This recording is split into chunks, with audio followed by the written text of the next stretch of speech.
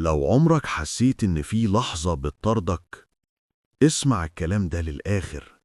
في لحظة مرعبة كلنا عدينا بيها، لحظة بتحس فيها إن المكان اتكرر، الصوت اتكرر، وحتى نفسك اتكررت. الناس بتسميها ديجا فو، بس الحقيقيين اللي شافوا الجانب التاني بيقولوا إنها مش ديجا فو خالص. بيقولوا إن في كل ليلة وإنت نايم نسخة تانية منك بتصحى، نسخة مش بشرية بالكامل، نسخة من عالم مظلم بيعيش فوق عالمنا بنقطة واحدة.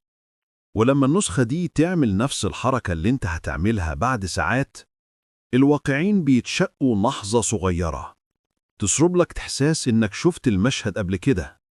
العلماء حاولوا يفسروها، بس اللي عاشوا التجربة بيقولوا إن النسخة دي أحياناً بتعدي أكتر من اللازم.